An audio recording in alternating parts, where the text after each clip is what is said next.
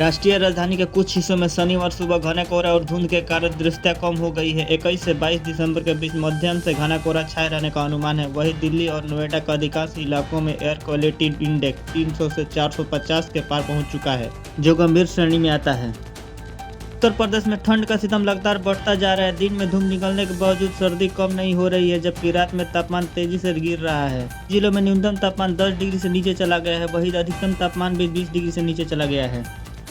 पटना सहित बिहार भर में रविवार से रात का तापमान गिरेगा, जिससे ठंड बढ़ सकती है। मौसम विभाग के अनुसार रविवार से प्रदेश के ज्यादातर शहरों में न्यूनतम तापमान 2 से 4 डिग्री सेल्सियस तक गिरावट दर्ज की जाएगी और राज्य के 1-2 शहरों में तापमान 10 डिग्री सेल्सियस से नीचे पहुंच जाएगा।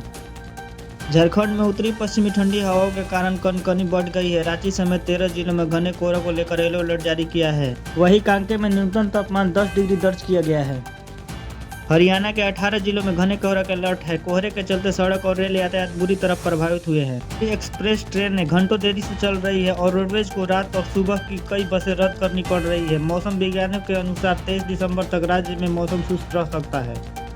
राजस्थान में पश्चिमी विक्षोभ के असर से कुछ स्थानों में बादल छाए रह सकते हैं। उत्तर के फतेहपुर में न्यूनतम तापमान 4 डिग्री तक पहुंच गया है। भरतपुर संभाग और उसके आसपास के क्षेत्रों में 21 दिसंबर को सुबह घना कोहरा छाने की संभावना है। 24 दिसंबर के उत्तरी हवाओं के कारण तापमान में गिरावट आ सकती है।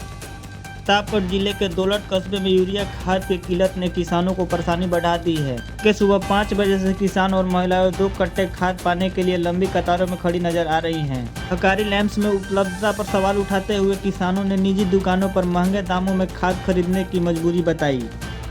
पूर्व में भभुआ कृषि भवन परिसर में 2 दिवसीय कृषि मेले का आयोजन किया गया है, जहां किसानों को सरकारी अनुदान पर आधुनिक कृषि यंत्र उपलब्ध कराए जा रहे हैं। में जिले के विभिन्न प्रखंडों से बड़ी संख्या में किसान पहुंच रहे हैं और अपनी आवश्यकता अनुसार उपकरण खरीद रहे हैं। नागपुर की फैक्ट्री में ब्लास्ट होने से बिहार के 6 मजदूरों की मौत हो गई। इस घटना पर दुख व्यक्त करते हुए बिहार के मुख्यमंत्री नीतीश कुमार ने मृतकों के परिवारों को आर्थिक सहायता देने की घोषणा की है। सरकार पीड़िता के परिवारों के साथ खड़ी है और उन्हें हर संभव मदद प्रदान करेगी। कथित तौर पर 2700 वोटों से हारने के बाद चुनाव जीतने का दावा करते हुए वायरल वीडियो पर केंद्रीय मंत्री जीतन मांझी ने सफाई दी है। उन्होंने कहा है कि वे चुनाव में डीएम से रिकाउंटिंग की मांग की बात कर रहे थे। भारतीय बाजार में वापसी के लिए तैयार है, जिसके तहत 2026 तक 3 नए मॉडल लॉन्च की जाएगी। सबसे पहले मैग्नाइट को अपडेट करेगी, जिसके बाद ग्रेविटी एमपीवी और टेक्टोन एक्सयूवी को बाजार में उतारे जाएंगे। टेक्टोन एसयूवी का मुकाबला हुंडई क्रेटा और टाटा सिएरा से होंगे। निसान की इस रणनीति के कंपनी को भारतीय बाजार में मजबूत स्थिति मिलने की उम्मीद है। मोटर्स ने हाल ही में भारतीय मार्केट में सिएरा को लॉन्च किया है। हालांकि कंपनी की प्लानिंग यही खत्म नहीं होती। कंपनी आने वाले कुछ महीनों के बाद एक नई कारें एसयूवी लॉन्च करने की तैयारी में है। BMW मोटराड इंडिया ने नए साल से पहले अपने ग्राहकों को झटका दे दिया है। कंपनी ने ऐलान किया है कि 1 जनवरी 2026 से भारत में बिकने वाले सभी BMW मोटरसाइकिलों की कीमत में 6% तक की बढ़ोतरी की जाएगी। भारतीय रिजर्व बैंक ने कोटक महिंद्रा बैंक पर तगड़ा एक्शन लिया है। केंद्रीय बैंक द्वारा तय किए गए बैंकिंग नियमों के पालन में लापरवाही को लेकर RBI ने डंडा चला दिया है। कार्रवाई के तहत बैंक पर करीब 62 लाख रुपए का जुर्माना लगाया है।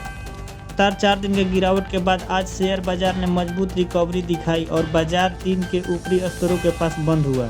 सेंसेक्स और निफ्टी दोनों हरे निशान पर बंद हुए हैं। बाजार के चौड़ाई भी तेजी के पक्ष में रही। अंत में सेंसेक्स 448 अंक चढ़कर 84,929 के स्तर पर बंद हुआ, जबकि निफ्टी 151 अंक की तेजी के साथ 25,966 के स्तर पर बंद हुआ।